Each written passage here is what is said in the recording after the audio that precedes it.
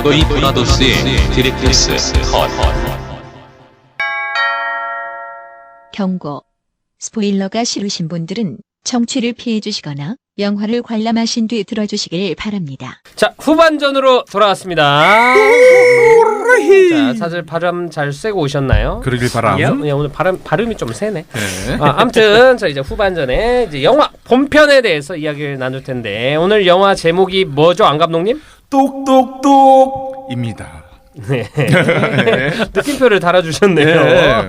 직관적인 제목. 네. 제목 너무 놀랐습니다. 좋습니다. 저도 사실 제목 마음에 안 들어요. 그러니까 국산 제목 마음에 안 듭니다. 네.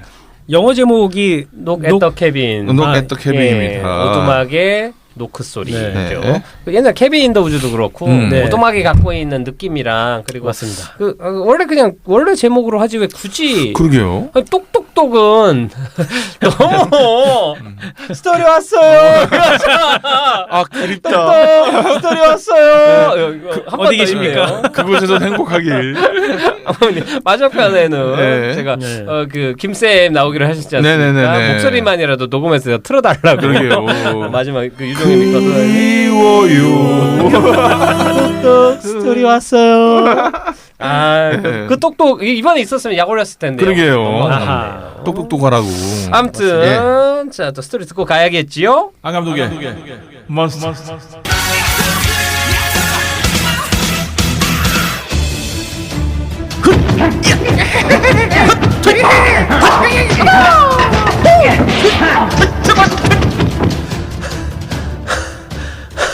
저 아래층에서 왔는데요.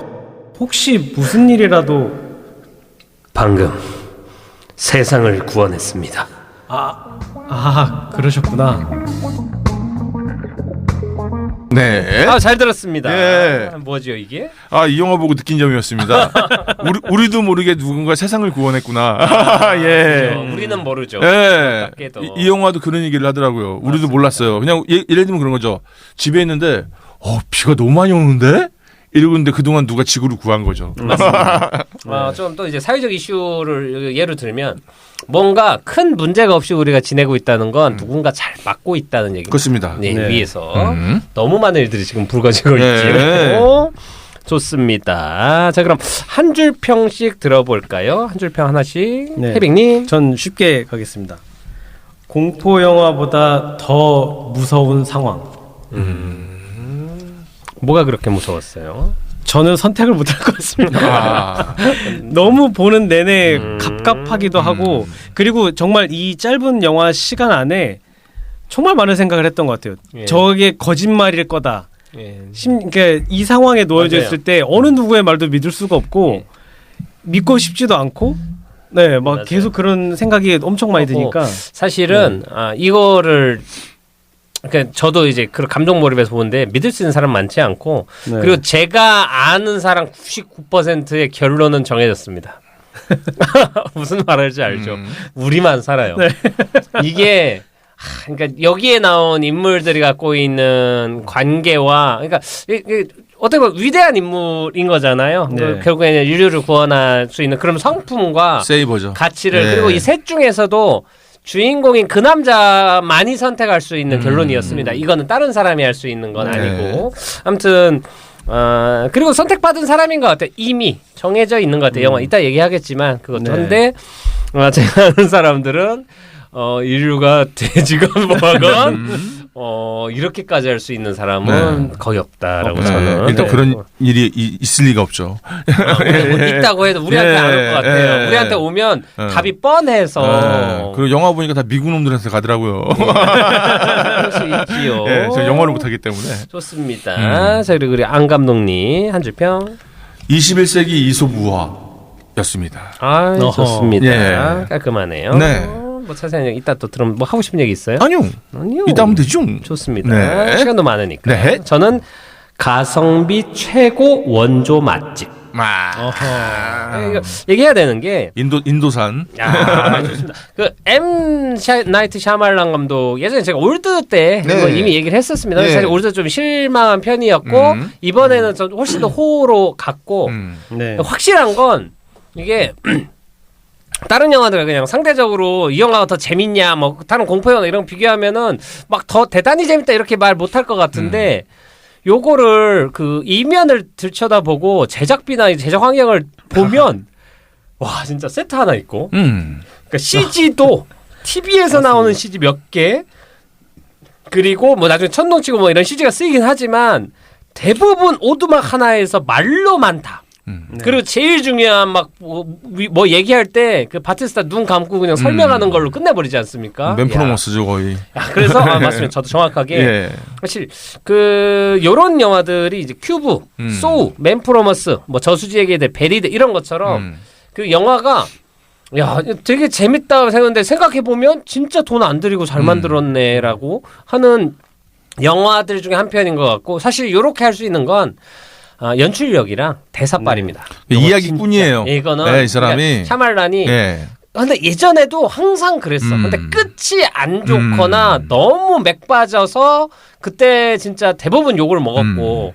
근데 이번에는 뭐 아주 훌륭한 엔딩이라고 할 수는 없지만 그래도 그 긴장감 안에서 그래도 잘 마무리지 상대적으로. 네.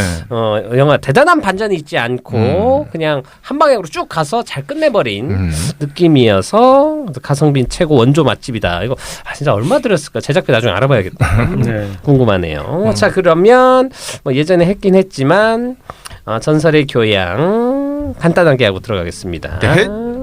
전설의 교양.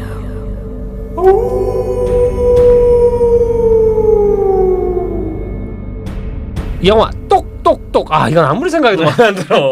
심지어 제목을. 심지어 포스터도 전 포스터 슬쩍 봤다가 저기 가족 영화인 줄 알았어요.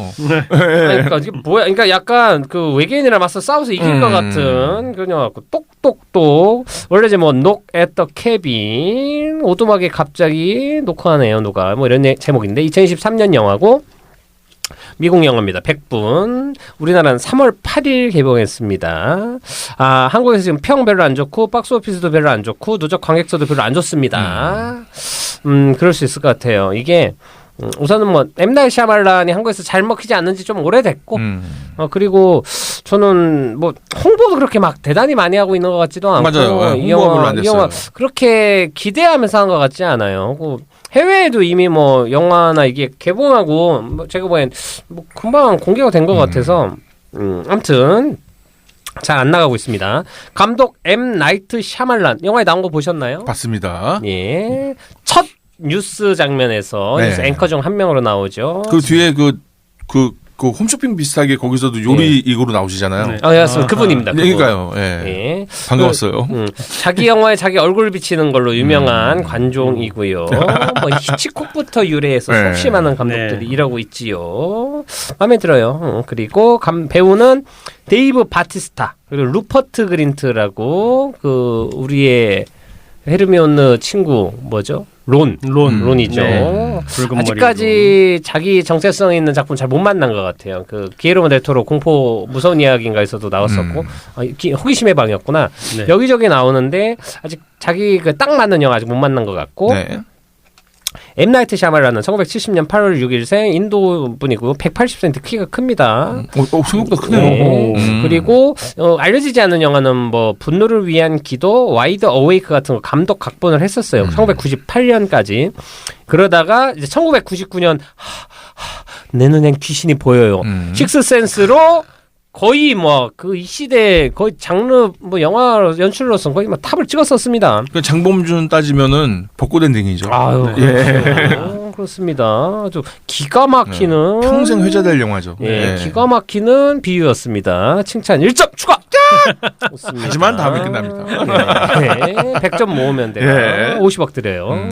자, 그리고 스튜어트 리틀도 뭐 각본했었고, 이제 2000년에 언브레이커블. 네. 나중엔 이제 미스터 글래스랑 연관이 되지요. 그리고 2002년에 사인, 멜 깁슨 나오는 종교 관련된 거고, 2004년에 빌리지, 숲에 갇혀 있는 사람들입니다. 귀신 나온다고 마을 밖으로 안 나가던 사람들인데 나가봤더니 도시야라는 이제 했습니다. 사인, 자꾸 신앙을 잃었었던 목사인데 외계인을 만나고 나서 외계인을 무찌르고 신앙심이 다시 강해지는 영화. 언브레이커블. 자꾸 무슨 사고가 날 때 살아남았는데 알고 봤더니 히어로 초인이었어. 뭐 이런 내용. 그리고 레이디 인 더 워터라는 영화 2006년. 네.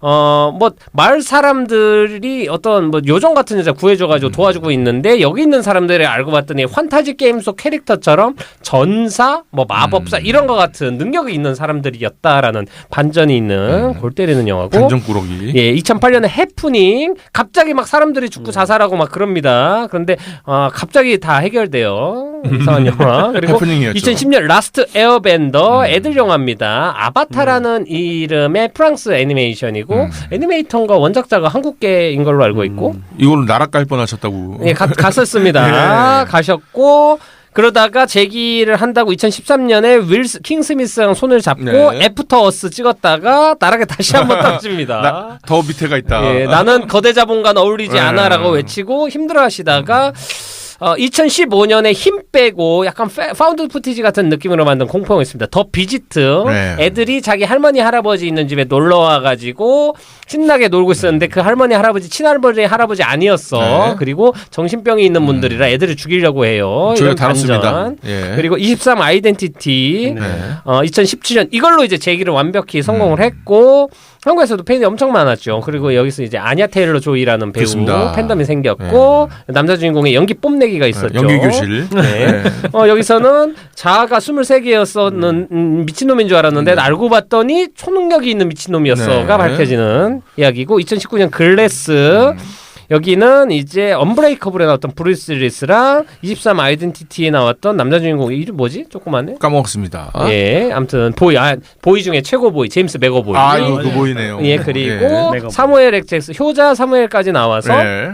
마더. 예, 네. 그 초인과 악당들을 만나게 하는 슈퍼빌런과 슈퍼히어로를 만나게 하는 빅 프로젝트를 이제 글래스가 연출을 하고 이들을 관리하는 국가적인 어떤 단체가 있었다라는 반전이 있는 영화. 그리고 올드 2021년 우리 영화 다뤘었습니다. 네. 자꾸 사람들 나이 드는 빨리 나이 드는 해변이 있는데 알고 봤더니 정부의 어떤 실험하는 공간 같은 거였었고 또 나중엔 반전이었죠. 그들을 다 무찔러 버리는 네. 반전이 있는 영화입니다. 그리고 똑똑똑까지 네. 오게 되었습니다. 완벽한 반전주의자 영화 네. 감독이고요. 반전꾸러기. 평화주의자인 거지요. 네네네. 안티월. 좋습니다. 예. 앞으로도 제가 보기엔 이게 짧게 작게 치고 아이디어로 치고 빠지는 영화를 죽을 때까지 만드실 것 같은 무궁무진한 아이디어 창고 아이디어 뱅크인 감독 M 나이트 샤말론의 M 나이트 샤말란의 예, 샤프란 아닙니다. 똑똑똑이었습니다. 예. 좋습니다. 여기까지 하겠습니다. 자 이제 영화 대상. 제작비는 2천만 달러 오? 정도라고 그래요? 하네요. 많이 들었네요. 네, 생각보다 잠깐만 2천만 달러면 200억 좀 넘습니다. 너무 여기 이런. 배우들 페이 제대로 주고 찍었나 보네요. 이번에 가스스타도 네. 있고 시리즈인가? 정확하진 않지만 지금 네. 적혀 있는 걸로 봐서는 2천만 달러라고. 뭐 그쯤 예. 되겠지요. 뭐 들었다는데 뭐. 예, 더 웨일이 300만 달러 들었거든요. 대단한데. 아무튼 예. 그렇군요. 생각보다 저 예산은 아닙니다. 근데 예. 제가 기억하기론 200억 정도 전에 미스터 글래스 찍을 때도 제작비 그쯤 들인 것 같은데 근데 그 자기 집 대출 걸어놓고서는 그 돈으로 찍고 했는데 수익금이 좀 금방 넘겨가지고 이번에 갚았나 보다. 이번에 영화사가 어딘지 모르겠는데 영화사에서 후원을 받아서 만든 것 같아요. 눈탱이 맞았네. 예, 미국에서는 그래도 좀 흥행을 했을까 싶지 않은데 네. 한국에서는 찬밥이 있고 영화에 대해서 좀 얘기를 해보겠습니다. 저는 우선 땅은 모르겠고 이 감독의 자신감이 마음에 들고 영화 사실 대단한 반전 이런 거 없는데 보는 내내 너무 재밌게 봤어. 난 이 영화 흥미롭게. 동감. 와 어떻게 진행되고 요거를 그리고 아까 해백님도 말했지만 이게 믿기가 힘든 상황이잖아. 이게 그렇죠. 상대방이 뭐 사실 연기를 잘하든 뭐라든 이런 상황에서 설득이 되는 게 힘든데 이 영화는 한 단계씩 조금씩 더 믿을 수 없는 상황을 보여주고 그렇죠. 마지막에는 이 안에 인물들이 좀 확신을 갖고 믿고 관객들도 저 정도면 이 사람들이 안 믿을 수 없겠다라는 것들을 좀 설득을 해서 그런 거에 대해서 참 연출이 대단하다라는 생각을 좀 했어요. 몰입도가 칭찬. 좋았어요. 네. 맞습니다. 이게 옛날에 그 퍼니 게임 같은 것도 그렇고 사실 이게 말도 안 되로 가서 중간에 한번 그 긴장의 끈을 놓쳐버리면 그때부터 이런 건 영화 못 보거든요.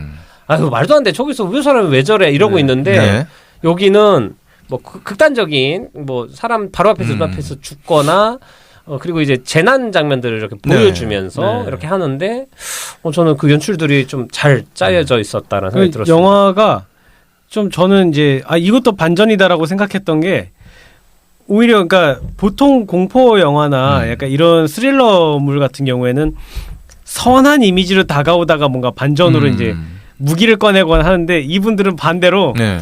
처음에 무기 꺼내고 와서 집 부시고 들어왔다가 치료해주고 네. 밥 해주고 뭐 도망가지 못하게 무릎 살짝 때리고 네. 약간 이런 오히려 그 뒤로 가면 갈수록 좀 사람들이 좀 달라 보이게 만드는 맞아요. 그런 식으로 연출을 해서 그 굉장히 좀 그러니까 독특하더라고요. 이게 어려운 연출이거든요. 네. 처음부터 패를 다 보여주고 시작을 하니까. 그러니까요. 그럼 도대체 뭘로 잡으려는 건지. 근데 이게 다 말로 사람을 설득해야 그쵸. 되는 건데 그것들을 잘 해내더라고요. 근데 아무리 생각을 해도 이 사람들 뭐 미래를 봤으니까 그럴 수 있는데 그 무기들을 만들어 온 건지 뭔지 모르겠는데 비주얼이 너무 좀 그러니까 극단적인 비주얼 아닙니까? 중세 시대 게임에 나올 만한 무슨 네. 뭐 십자군 전쟁 같은 데에서 뭐 맞습니다. 신앙을 지키기 위한 네. 기사들 같은 무기 메이스 막 이런 것도 들고 나오는데 좀 과감한 시도였다라는 네. 생각도 들고 왠지 4명 중에 한 명 골라야 될 것 같은. 맞아요. 약간 왜 저거 주만지 두 그래서 쟤는 광전사 뭐 이런 식으로 해가지고 뭐 이렇게 골라야 될 것 같은 느낌이 들어가지고 근데 포스터가 그렇게 보여요. 그래가지고 뭐 뒷모습으로. 어린 영화 아니야? 뭐 이 생각을 했거든요. 색깔도 이뻐요. 초록색으로. 그래서 근데 저는 이 영화 보면서 저는 이거 꽤 재밌게 봤습니다. 왜냐면은 지난번에 올드 저희가 다루지 않았습니까? 네. 근데 엠 나이트 샤말란 감독이 요런 이야기를 잘 꾸미는 것 같아요. 그러니까 물론 그게 다 원작이 있었다고 하지만 사실은 식스센스도 그렇고 우리가 어렸을 때 봤던 이솝우화 같은 거 보면은 교훈을 주기 위해서 뭔가 주기 위해서 스토리를 잘 짜잖아요. 이 감독이 그걸 되게 잘하는 것 같아요. 네. 맞아요. 그거를 닮은 올드 때는 조금 엔딩 때문에 짜쳐서 실망한 거였지만 액션물로 끝내니까. 네. 네. 에이 저건 너무하잖아 이런 느낌이었는데 요번 영화는 되게 괜찮았어요. 네. 그래서 저도 처음에 이 영화를 보기 전에 시간이 없어가지고 아이씨 몬스터를 어떻게 짜지 했다가 다 보고 나니까 너무 개운한 거예요. 그리고 또 하나가 여기서 이분에 대해서 저는 사실 그게 좀 있습니다. 좀 이분이 종교에 대해서 관심이 많으신 것 같아요. 엠 나이트 샤말란이. 왜냐면 전 이 영화 보면서 종교 생각이 났거든요. 맞아요. 그러니까 뭐냐면 사실 이 등장인물들 4명 이 하는 행동을 보면은 완벽한 종교예요. 뭐냐면은 지금 역사하고 있다는 걸 직접 보여주는 장면도 있고 예. 그다음에 순교하는 사람도 있고 거기에 죄악에 대해서 전 솔직히 처음에 문 놓고 두드릴 때 7번 두드리더라고요. 그래서 난 그게 뭐야 기독교 그 칠성학인가 뭐 그걸 얘기하는 건가? 세븐 영화에서 나왔던 주제처럼. 세븐 사인. 네, 그래서 뭐 인간의 나태 뭐 이런 거에 칠거지야. 뭐 그거는 이제 우리나라 거죠. 근데 그래서 혼자서 되게 생각이 많이 드는 거예요. 네. 그러다가 메시아에 대해서 생각해봤어요. 메시아에 대해서. 그러니까 우리가 생각하는 메시아라는 것은 무슨 권능을 갖고 있는 사람이잖아요. 근데 여기서 나오는 메시아는 희생의 조건이에요. 그러니까 우리가 잘못 생각하고 있는 게 어떤 종교의 끝이 영생을 누리고 부자가 되는 것이 아니라 어떻게 보면 희생을 하고 헌신을 하는 것일 수도 있는데 오히려 지금의 종교들을 그걸 가르치지 않는 게 아닌가. 거기서 이 얘기를 하는 것 같아요. 이 사람들이. 근데 제가 좋아하는 가수 중에서 마릴린 맨슨이라고 있습니다. 네. 예. 3집인가가 뷰티풀 피플이라는 앨범인데 그리고 4집에서 이제 락이즈 제드라고 해가지고 그게 매트릭스에 나오는 음악. 예, 근데 거기서 보면은 가사가 God is in the TV라는 말이 나와요. 근데 이게 뭐냐면은 신은 TV 안에 있다는 단어잖아요. 근데 그게 아니라 매스미디어가 신이라는 뜻이에요. 그래서 매스미디어가 신이 돼버린 세상이기 때문에 우리는 거기에 휘둘려 사는 것이다. 근데 이 영화에서 보면은 그 바티스타가 맞아요. 매스미디어를 정확히 이용해요. 맞습니다. 그러니까 이거 보면서 신의 우와, 증거죠. 네. 역사한 증거가 TV 안에 있죠. 심지어 나중에 따라하잖아요. 내가 먼저 얘기하잖아요. 네. 그러니까 뭐냐면 그 뭐냐면 미국에서도 종교에 대해서 한번 붐이 일어나면서 방송 설교를 막 이게 엄청나게 나왔잖아요. 그런 것처럼 이 시대의 그 종교의 역할과 종교의 순기능과 안 좋은 기능에 대해서 전부 다 들어가 있어요. 그래서 이 영화를 보면서 저는 그게 생각이 났고 또 하나가 빨간 구두 이야기 생각나더라고. 모티브가. 춤추다가 춤추다 죽잖아요. 네. 그게 저주받은 거거든요. 다른 그거 근데 여기서는 누가 빨간 구두를 신을 것인가? 그리고 이 빨간 검도 세상이 만든 거죠. 그리고 누군가의 춤 사이로 이 세상을 다시 구원해내는. 근데 그게 아까 얘기했듯이 구원해내는 자가 이 전지전능한 사람이 아니라 희생양. 희생양이고 네. 자기가 선택해야만 하는 희생이라는 그쵸? 게 가장 예. 큰 딜레마인 거지요. 그러니까 이게 딱 전체적으로 엮이면서 와 이거 되게 우화 같다 되게. 그리고 심지어 엔딩까지. 맞아요. 중요한 게 희생은 강요되면 안 되는데 네. 지금 강요하는 거 있지 않습니까? 그래서 저는 전그 사실 정치적인 문제로 네. 강요하고 있지 않습니까? 강요도 희한한 걸로 강요하죠. 네. 자꾸 말이 다른 안 사람을 돼요. 죽여. 아니 그래서 저는 솔직히 한 줄평을 예. 수납만 마터스라고 생각을 했다가 왜냐면 마터스는 있겠네. 그 순교에 대한 얘기잖아요. 맞아요. 강제된 근데 그거는 순교. 강요하잖아요. 그러니까 강제된 순교. 근데 여기도 강요하긴 해. 근데 그나마도 네, 이해를 시키죠. 여기. 우리한테 딜레마를 주잖아요. 만약에 그러니까 이게 몰입도가 좋은 게 뭐냐면 만약에 나라면 생각이 들더라고요. 보면서 솔직히 그런 생각 안 하게 되는데 이 영화 보면서는 야 근데 나한테 저러면 어떻게 생각이 들지? 그리고 그쵸. 좀 이따 또 하나 얘기하고 싶은 게 이제 살인 사건에 대해서 한번 또 얘기를 하겠습니다. 네. 여기까지입니다. 하여튼 네. 오고 저는 이 영화 우선은 기획 의도만 보면 이거였을 것 같아. 그냥 쉽게 네가 죽으면 사람들이 세상 사람들이 다 살 수 있고 너만 살면 사람들이 다 죽고 너는 살 수 있어. 어떤 이러는 그 윤리적 그 딜레마를 하나 주고 네. 요거에서 빌드업을 해서 근데 나라고만 하면은 게임이 안 되니까 가족 3명이고 이 중에 한 명이 또 타인의 선택에 의해서 죽어야만 된다라는 어떤 룰을 이렇게 네. 만들면서 그 딜레마를 이렇게 전체적인 큰 틀을 짠 것 같은데 저는 엔딩을 유추가 저는 보는 내내 누가 죽을 거라고 혹시 생각하면서 봤어요? 저는 이게 그 또 되게 그 비극으로 끝난 영화를 많이 특히 미스트 같은 영화가 떠오르고 네. 그렇죠. 저는 이 영화의 중간에 하는 플래시백이 상징하는 게 뭘까 계속 고민하면서 봤을 때 네. 저는 그러니까 결국에는 이 둘은 진짜 사랑하는 사이지 않습니까? 네. 그리고 이 사람을 사랑을 했는데 직접 우리가 아이를 가질 수 없기 때문에 입양을 가져왔는데 이게 뭐 약간 복선 같은 거겠죠.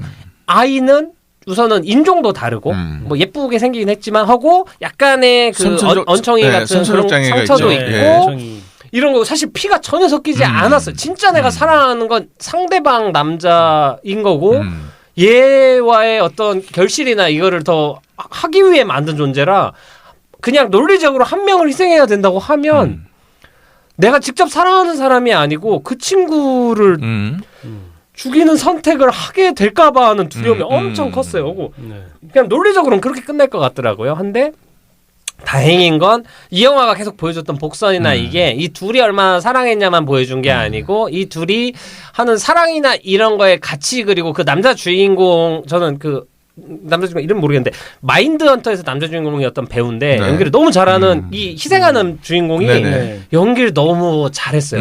이분이 어떤 설득력을 줬고 이 사람이 얼마나 큰 사랑이나 이런 거를 간직한 사람인지를 좀 이해시킨 장면들이라는 걸로 받아들여져 가지고 생각보다 좀 되게 좀 마음도 편하고 그리고 약간 그 수긍할 수 있는 엔딩이었어요. 뭐 이 배우 개인적인 역량이랑 또 몇몇 대사에서 미래가 보인다라는 몇 가지 얘기하지 않습니까? 네. 나는 거기에서도 이미 이 사람은 순교자로서 선택받은 사람이라는 힌트처럼도 느껴져가지고 그분이 희생할 때 저 사람이 죽으면 그러니까 우선 그 장면 좀 슬프게 봤고 네. 생각보다 우리가 전에 다뤘던 본즈앤올에서 네. 남자친구가 내 췌장을 먹어줘라고 하는 장면에서는 전혀 감흥이 없었는데 네. 이 장면에선 그래 저 사람이겠다 둘 중 한 명이라면 왜냐면 그 친구 한번 얻어맞았던 친구는 그 사람이 희생하기엔 분노나 이런 것들도 정리가 안 됐고 네. 그리고 약간 둘 중에 엄마 아빠라고 하면은 약간 돌아가신 분이 희생한 분이 엄마 같은 느낌이 네네네. 그렇죠. 있더라고요. 성격도 계속 네. 그런 맞아요. 식으로 비춰주고. 그래가지고 영화가 어떤 되게 그런 방향에 대해서 좀 되게 수긍할 정도 할 수 있는 방향으로 잘 짜졌다고 생각이 들어서 저는 이게 원작이 세상 끝에 오두막이지 않습니까? 소설? 있나요? 네, 있다고 하더라고요. 소설이 있는데 소설이구나. 이걸 너무 읽어보고 싶더라고요. 과연 어떻게 야. 표현을 해놨을까? 그 저는 사실 이제 의심을 많이 하면서 좀 영화를 보다 보니까 처음에 이제 이 사람들 들어왔을 때 얘기할 때는 이거는 종교에 미친 사람들이다. 결국에 이런 맞아요. 식으로 가는구나 했다가 또 주인공들이 또 성소수자기도 하고 네. 맞아요. 또 공격받았던 이제 흔적도 고립된 있고. 사람들 그리고 공격받은 그 일도 기억도 있고 있고. 그리고 그래서 둘이 이렇게 서로를 믿지 마라 우리만 봐라라고 하다가 결국은 이 둘이 틀어지지 않을까라는 생각도 했었어요. 맞아요. 나중에 와 이거 둘이서 이거 이 사람들 이렇게 아닐 때 서로를 의심하고 이렇게 되지 않을까라는 생각도 했었고 그 있었으면 더 재밌었겠네. 사실 그러면 이제 저 떠오르는 네. 킬링 디어가 되는 거예요. 그렇게 되면. 그리고 킬링 디어의 엔딩이 정확하게 그 중에 가장 그래도 될 것 같은 아들을 네. 희생시키면서 이들이 그냥 모른 채 하는 방향으로. 근데 살짝 실수를 주겠죠. 그래서 그러니까 그렇게 갈까봐. 네, 저도 그래서 그렇게는 안 갔으면 좋겠다 했는데 그렇게는 안 갔고 또 엠나이 네. 샤말라는 좀 긍정주의가 있어요. 그렇게 극단적으로 어둡게 영화를 끝낸 적은 없는 그럴 것 같아요. 것 같아요. 네. 인도 출신이라 그럴 수도 있고. 인도적이네요. 예. 그 스토리가 어떻게 보면은 큰 뭐 복선 없이 가는 스토리인데 그 장치들이 너무 많은 생각을 하게끔 만들어놨더라고요. 연출 맞아요. 자체가. 그리고 하나 놀란 건 바티스타가 생각보다 액션 없이 말많이 하는데 맞아요. 표정이나 이런 대사 전달이 괜찮다라는 생각을 좀 했습니다. 맞습니다. 네. 그 레슬러 출신 배우들 하면 원탑은 무조건 더락, 네. 드웨인 존슨이고 네. 그 피스메이커에 나왔던 주인공이 브록 존 레슬러, 시나입니다. 존 시나, 네. 존 시나하고 이번에 그 바티스타까지 네. 데이브 바티스타까지 3명 정도가 지금 가장 유명하고 많이 그렇죠. 알려진 배우인데 옛날에 골드버거도 있었고 네, 뭐 있었습니다. 헐커간도 영화 찍었었고 그쵸, 그렇긴 그쵸. 한데 그쪽 계열에서 저는 드렉스가 바티스타 드렉스 드렉스죠. 젖꼭지가 안 네. 벗어 갑옷을 못 입는 바티스타가 가장 저는 멀리 오래 갈 수 있는 배우라고 생각이 좀 들어요. 그러니까 그 솔직히 보면 우리나라 마동석도 그렇고 우선 피지컬도 되고 정의로운 이미지까지 있기 때문에 네. 이런 캐릭터로 원탑 주인공으로 해서 저 더럽게 그냥 제일 잘 가고 있다고 보고 근데 그 이미지는 반복되면 우리가 실증 나고 지를 수밖에 없어요. 그리고 이미지도 소모될 수밖에 없고 똑같은 이미지 계속 보니까 그러면 결국엔 나중엔 그 누구죠? 그 클레멘타인에 나왔던 액션 배우 스티븐 시갈이나 네. 청 노리스, 장클로드 반담 되는 거거든요. 네.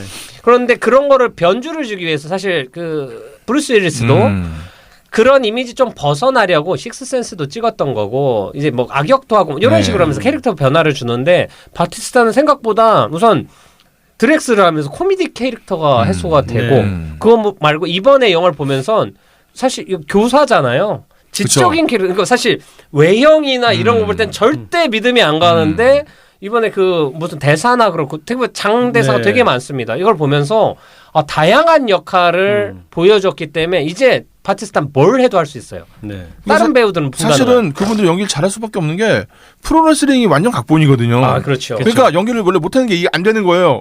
근데 장대사는 역시 장족의 발전이었다. 우선은 그 네. 쇼맨십에 네. 특화되어 있는 최고의 무대에 있던 사람들이긴 네. 한데 그럼에도 저는 그 누구 말해도 근육질 덩어리라는 캐릭터 때문에 액션 배우로 소모될 확률이 높은데 그쵸. 그 룰을 깬 첫 배우인 것 같다라는 네. 생각이 들어서 무력을 제외한 살구색 드렉스. 예, 그렇게 생각하면 되죠. 예. 버락만 해도 그 진지한 역할을 잘 못하잖아요. 아이, 그 좀 상상이 그렇죠. 잘 안 네. 되기도 하고. 학자로 나온다고 생각하면 약간 그 백두산에 나왔던 마동석 씨처럼 네, 그죠. 뭔가 안 그 맞는 정도. 옷 입고 있는 네. 것 같고 어색한 그런 이미지가 강하죠. 근데 이 작품의 설정이 저는 마음에 들었어요. 그래서 뭔가 사실 연극으로 해도 재밌겠다. 이거는 진짜 맞아요. 그 생각이 들 정도로 재밌었는데 이걸 보다가 찾았던 게 이게 그 되게 유명한 살인 사건이 있었는데 뭐냐면은 시흥 딸 살인 사건이라고 해가지고 우리나라군요. 네네네.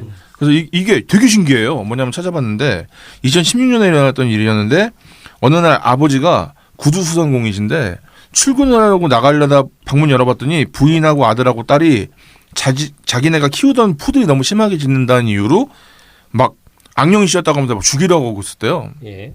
그러니까 아버님 이거 보고 막 화를 내니까 갑자기 딸내미가 막 무섭게 대드는 거예요. 그래서 일단 출근해내가 출근을 했죠. 별다른 조치 없이. 근데 그 이후에 20분이 지난 정도 후에 그 나머지 세 가족이 반려견을 죽여요. 예. 그리고 네네. 머리와 몸통을 분리해가지고 양동이에 넣고 삶으려고 했대요. 그러다가 갑자기 10분 지나서 딸내미가 자신의 목을 막 조르니까 어머니가 말리다가 얘한테 악령이 그 개 악령이 얘한테 옮겨갔다고 해가지고 결국에는 그 나머지 가족이 딸내미를 죽이고 그렇죠. 목을 쳐가지고 이렇게 됩니다. 그런 일이 있었어요. 예, 근데 집에서 이상한 일이 있으니까 아버지는 궁금하잖아요. 근데 이 아버지도 이상한 게 지인한테 연락해서 집에 좀 가보라고. 그 집에서 지인이 갔다 그걸 다 본 거예요. 그래가지고 이 상황에서 경찰이 막 오니까 어머니 또 도망갔어요. 그러다가 잡았어. 더 재밌다고 표현이 이상한데 더 웃긴 건 결국엔 그래가지고 감옥에 갔잖아요. 내가 풀려났는데 지금 다 같이 살아요. 그 가지고 같이 살고 네, 있어요. 같이 살고 있어요. 그 뭐냐면은 난 이 상황을 빗대 본 거예요. 뭐냐면은 내가 이런 숲속에나 어느 살고 있는데 어느 날 누군가 나한테 찾아와가지고 네가 누구를 죽이든 네가 죽어야지 세상 구원한다고 했을 때 우린 믿을 수 있을까? 근데 영화니까 믿는 거잖아요. 저는 이 영화를 보면서 내내 계속 일단 의구심을 넣어봤어요. 한번 이게 진짜 가짜라면 어떨까? 얘네가 지금 마지막에 결국 죽였어. 근데 아무 일도 안 일어나. 이러면 난 무서울 것 같은 거예요. 근데 그러다가 이자를 찾은 거죠. 이 가족들도 악령이 씌웠다고 하잖아요.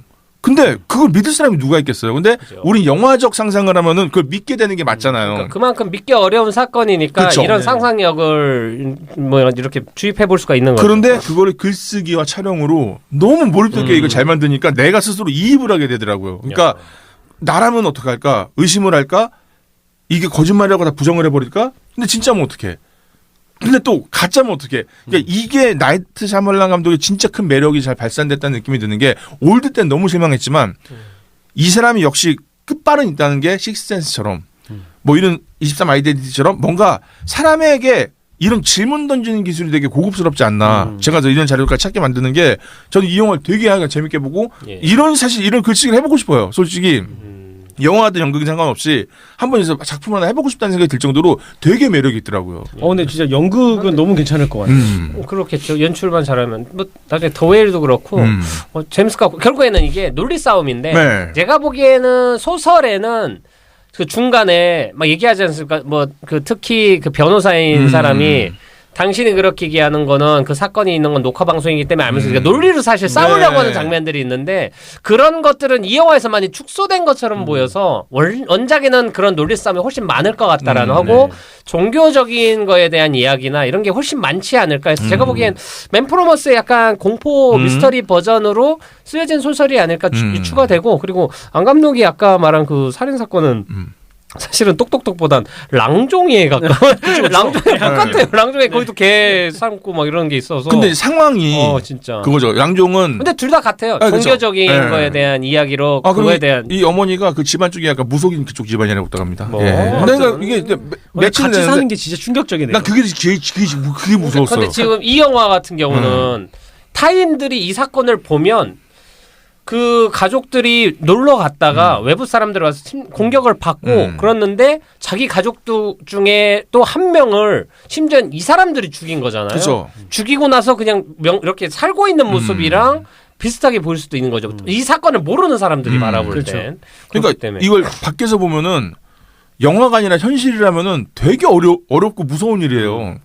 이 결정을 하라는 자체가 영화가 아니라 사실이라면은 어떻게 해야 되지? 진짜 이게 막 답이 안 나오는 거죠. 그렇죠. 게다가 여기서 전제 조건이 니들이 죽여야 된다고 했잖아요. 자살도 안 되고. 그러니까 난 그게 걸리는. 뭐냐면은 누구 하나가 죽어야 돼라고 한다면은 솔직히 사고도 될 수 있고 뭐 이렇게 하는데 근데 니들 중에 누가 죽여야 맞아요. 돼. 그리고 그 스스로 죽어도 되는 거라면 아마 그 희생한 사람이 자기가 스스로 선택해 자기를 할 텐데 이거보다 더 잔인한 게 자기를 사랑하는 사람한테 자기를 죽여달라고 하는 장면이 그래서 그 장면에서 저도 좀 울컥하는 게 있었고 근데 뭐 저는 이제 좀 얘기하면 이 영화 보면서 좀 떠올랐던 영화 몇 개 있는데 우선 킬링 디어가 떠오를 수밖에 없어요. 네. 거기에서 여기에 가져온 어떤 이미지는 절대적인 우리가 이길 수 없는 여기서는 이 세기 인류가 멸망하는 어떤 그 힘 같은 네. 건데 절대적인 힘에 맞서서 어쩔 수 없이 우리 중 한 명을 선택해서 죽여야 한다는 선택은 킬링 디어가 좀 떠올랐고 그리고 사실 전 퍼니 게임. 퍼니 게임은 네. 처음에 이 사람들이 예. 처음에 왔을 때에 대한 그런 느낌이 예. 떠오르고 그리고 엔딩에 대해서는 그 우선 미스트도 좀 떠올랐습니다. 거기 미스트에서는 마지막에 아이를 사랑하는 애가 괴로울까봐 네. 이제 희생을 시켰는데 네. 아무 문제도 없었다라는. 그렇죠. 그러니까 제가 말하는 영화 그리고 이제 컨택트도 떠오르는데 컨택트가 좀 더 이 영화보다 좋게 느껴지는 게 컨택트 이 영화에서도 보면 그 희생하는 친구가 결국엔 미래를 보지 않습니까? 네. 딸하고 자기 배우자인 남편이 나중에 성인이 돼서 행복하게 잘 사는 미래를 보고 그렇기 때문에 사실 그걸 봤기 때문에 믿고 자기가 희생이 될 수 있는 그런 거라고 생각을 하는데 저는 조금 쉬운 결과라고 생각을 하고 깔끔하지만 근데 컨택트 영화에서는 자기가 지금 자기 딸을 낳는 걸 이 남자와 결혼해서 딸을 낳으면 이 딸이 나중에 어떤 병에 걸려서 죽을 거라는 걸 알아. 미래. 사실 대부분은 그럼 딸을 살리기 위해 다른 노력을 하거나 아니면 뭐 이 남자를 선택을 안 하거나 그럴 수도 있는데 근데 자기가 미래의 딸을 너무 사랑했던 그런 감정이나 기억을 알고 있기 때문에 불행한 미래를 알면서도 지금 비극을 선택하는 결과이기 때문에 사실은 훨씬 더 큰 의미의 숭고함이나 희생 내지는 되게 생각과 의외의 다른 발상처럼 느껴졌는데 이 영화는 사실 그런 영화들 뭐 킬링 디어나 미스트, 컨택트에 비해선 손쉬운 되게 이해하기는 쉬운데 손쉬운 방법으로 간 것 같아서 사실 그래서 이 영화가 정말 재밌긴 한데 정말 괜찮은 영화라고 생각을 하고 나중에 시간이 지나서 떠올릴 때 녹록록을 막 추천해주고 그러진 않을 것 같다라는 그러니까 소모되는 느낌이 드는 좀 더 좋은 영화가 되려면 엔딩에서 비극적이거나 좀 더 극단적이거나 의외의 선택들이 있었으면 두고두고 회자되는 영화가 될 수도 있지 않았을까라는 생각을 잠깐 해봤었습니다.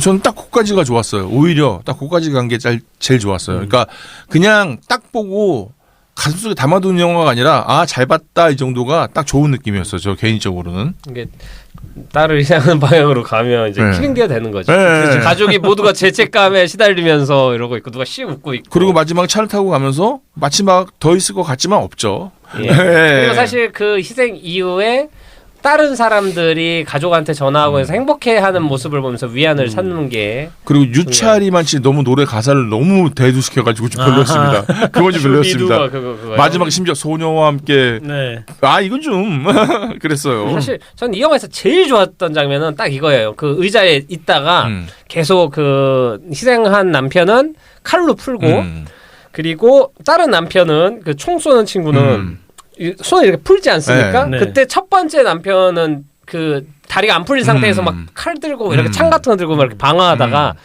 그 다른 남편이 자기를 풀고 딱 그래서 벌떡 일어나서 막 덤벼들 줄 알았는데 너무 오래 앉아 있고 그래서 다리가 저려서 잘 못 걷잖아요. 코 신발 나야 되는데. 저는 그때 그지 저게 더 리얼한 거지라는 생각이 들면서 야 저거 되게 기발하다라는 생각이 들었어요. 그리고 총 가지러 가죠. 총알 나는 총알 몇 발 갖고 쏘지 않습니까? 창 옆구리 찌르고 총알 더 넣지라는 생각이 왜 넣다 말고 나가나 막 이런. 옆에서 찌르니까요. 전 그 장면이 제일 별로였어요. 마지막에 그 흑인 여자가 뛰어드는 장면이 저건 좀 왜 뛰어들었을까 싶긴 하더라고요. 아니 이게 처리를 해야 되니까 알겠는데. 근데 뛰어든다고 해도 사실 해결할 수 있는 게 없는 상황이잖아요. 이게 스스로 의지로 그래야 되는 거지 뛰어든다고 해결되는 게 없는데. 그러니까 억지. 그 4명은 재물의 느낌이 들었고 이 3명이 선택의 존재가 되는 건데 알겠는데 그래도 그렇게 죽는 건 너무 별로였어요. 하고 이들이 너무 리스크가 커. 그러니까 총이나 이런 거가 앞에 있고 그런데 사실 좀 더 위험할 수도 있거나 좀 더 무력 사고로 갈 수 있는 상황에서도 이들이 되게 안 그러더라고요. 약간 서로 참더라고요. 그래가지고. 그리고 또 이게 공포 영화였다면은 분명히 밤이 됐겠죠. 맑은 날에 밤이 찾아왔어요. 참 신이 가혹하고 무서운 게 일부러 고른 거잖아요. 어떻게 보면. 그렇죠. 만약에 부잣집이고 뭐 유복하고 별로 그런 거 없는 사람들 만약에 이 세 가족이 있었다면 과연 그들은 희생을 했을까 생각하면 안 했을 것 같거든요. 아니면 글래스 어니언처럼 섬에 모아놓고 어떤 선입견이나 이런 걸 갖춰서 항상 안 좋은 시선과 이런 거, 그러니까 사랑 제대로 받아보지 못한 이런 사람들한테 고난을 준다는 게 의도였겠죠. 근데 그들이기 때문에 자기들이 받은 고통이나 이걸 알기 때문에 자기들도 희생할 수 있을 거라는 생각도 들고 그러니까 하나님은 항상 낮은 곳에서부터 굽어 살펴보시지 않습니까? 그리고 낮은 곳에서 임한다고 이제 그 나와 있는데 사실은 그것도 룰이 깨졌다는 게 그 당시에는 높고 낮음이 있었잖아요. 이 시대는 낮음이라는 게 사실은 별로 없어요. 그렇기 때문에 저는 그 룰이 안 맞다는 생각을 하게 되고 그래서 JMS 본인들을 높이죠. 그렇죠. 전달하시는 분들이. 그리고 이 영화에서 살짝 하나 아쉬웠던 점 중에 하나가 이건 내가 모르는 분야니까 뭐냐면은 둘이 부부잖아요. 그러니까 알겠는데 꼭 이런 영화를 보면은 한쪽이 여성성을 맡아요. 근데 저는 이성의 사랑은 그렇다고 생각할 수 있겠지만 과연 동성애 사람도 그럴까? 왜냐면 이것도 역할짓기잖아요. 근데 그 연애를 해도 그러니까 여성성이라기보단 대부분 한 명이 강하면 한 명이 부드럽거나 여기에 조금 상성이 생기는 것 같아요. 둘 다 세면 부딪히니까 한 명이 양보하는 사람이 생기는 것 같은데 그게 아마 거기선 좀 그런 모습으로 비춰진 게 아니에요. 근데 이게 늘 그런 식으로 표현된다는 게 사실은 조금 좀 이게 모르는 분야니까. 근데 왜 늘 그런 식으로만 귀결이 되지라는 생각이 드니까 그게 좀 안타깝기도 했고. 근데 그건 좋았어요. 예를 들어서 입양하러 갔던 날 부인이 안 와서 남동생이 왔다. 이런 거는 그래 저렇게 할 수 있겠다. 단 그렇다고 입양을 시켜줄까? 당사자들이 안 왔는데. 그러니까 몇 가지 약간 좀 조악한 부분이. 그렇기 때문에 일부러 동양 애를 입양하는 좀 그런 낙후된 시설로 간 게 아닌가라는 좀 생각도 들고. 어떻게 보면 또 그 장애가 있는 아이기 때문에 훨씬 더 쉽게 또 이게 할 수 있게 되고 또 하나 그 장면도 인상적이었어요. 그 아이를 찾으러 갔을 때 중국어로 된 예수님 그림이 이렇게 있잖아요. 그러니까 보면서 세계 다 똑같구나.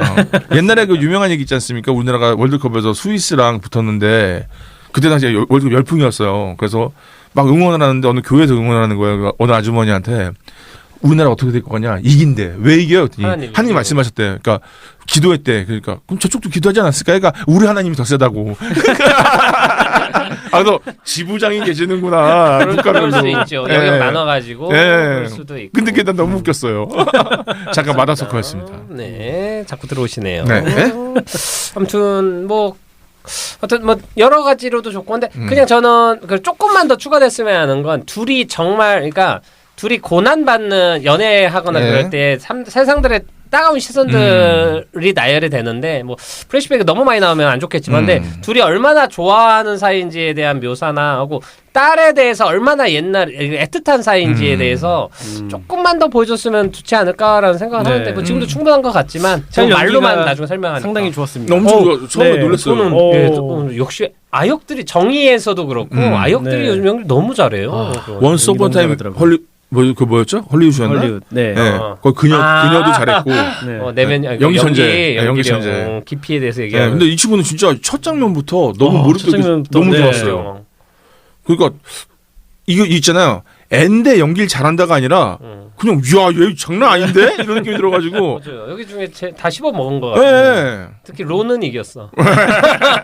론은 너무 안타까운 게 그 좀 약간 강한 역할들, 강한 성향의 역할들 전에 예전에 킬러로 뭐 배우면서 킬러가 되는 그 영화도 한번 본 적이 있었고. 해리포터 말고 론도 있었나요? 그런 영화가?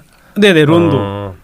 론도 그 킬러한테 교육받으면서 이렇게 하는 뭐 이런 거 있었는데 어린 아이 이미지 벗어나려고 일부러 지저분하게 수염도 키르고 그러는데 잘 안 되는 것 같아요. 잘 안 붙는 것 같아요. 조금 흐름대로 가야 돼요. 내가 원하는 대로 되는 게 아니에요. 너무 악역 되게 센 마초 막 이런 거잖아요. 그리고 뭐 인생 연결해서 보여준 것도 아닌데 자꾸 뭘 변신하려고 합니까? 일단은 가보는 거죠. 어디로요? 로맨틱 코미디 같은 거 해도 참 괜찮을 것 같은데. 그죠? 아무튼 론 좀 아쉬웠다라는 얘기 하면서 자 이제 또 DDR 가볼까요? 예. 오늘 DDR은 짧지만 이름은 깁니다. 예, 헤르디스 스테판 스도티르. 성함이 다시 한번 할게요. 리슨 앤 리핏. 자, 뭐 갖다 드시고요. 네. 헤르디스 스테판 스도티르. 헤르디스 헤르반 스테판 스도티르. 예. 입니다. 아이슬란드 출신 여성 뮤지션이고요. 사실 필모가 별로 없으세요. 사우스 마운틴, 뭐 운명이야로 알 수 없는 이렇게 작품들을 하셨고, 근데 HBO 시리즈 작품을 좀 하셨다고 하네요. 그리고 정보가 많이 없는데, 전 개인적으로 이번 영화에서 너무 좋았어요. 이번 영화에서 음악 되게 마음에 들었어요. 그러니까 흐름에 방해하지 않으면서 정서적으로도 그렇고 분위기적으로도 그렇고 꽤 깔끔하게 잘했는데 이번 또 프로필이 재밌는 게 이스트 오브 마이 유스라고 일렉트로닉 그 듀오로 활동을 하고 있어요. 여성 두 분이서. 그래서 오히려 그 음악이 더 많습니다. 활동을 보면은. 밴드 활동을. 그러니까 일렉트로닉이죠. 그러니까 예를 들면은 뭐 뉴진스 반주 같은 거 만드는 거예요. 정서가. 그래서 되게 재밌어요. 그리고 이분 홈페이지가 있습니다. 검색해 보면 거기 가면은 자기 음원 올려놨는데 역시 필모 음악보다는 자기 그 방금 말씀 이스트 오브 마이 유스 나의 청춘은 뭐 동양에서 뭐 이렇게 되겠죠. 번역 모르겠어요. 네. 근데 어쨌든 되게 좀 매력 있으시고 인스타도 좀 하시고. 근데 앞으로 좀 궁금해요. 이분이 어떤 음악을 할지가. 왜냐면 요번에는 작품에 잘 맞았다는 느낌인데 자기 색깔은 모르겠거든요. 근데 제가 볼 때 HBO 시리즈를 할 정도라면 그 예전에 그 저거 뭐죠?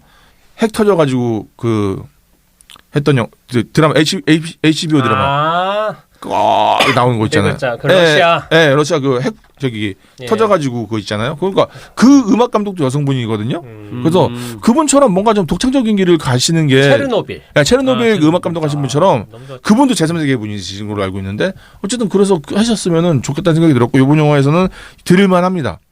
예. 음악 꽤 들을만합니다. 그래서 다시 한번 헤르디스 스테판스도 드르 이런 안 외울 거예요. 예, 외우지 마시고요. 외울 수 없어요. 예, 김수한무 이겁니다. 예, 그건 외우는데 네. 요까지입니다. 네, 잘 들었고요.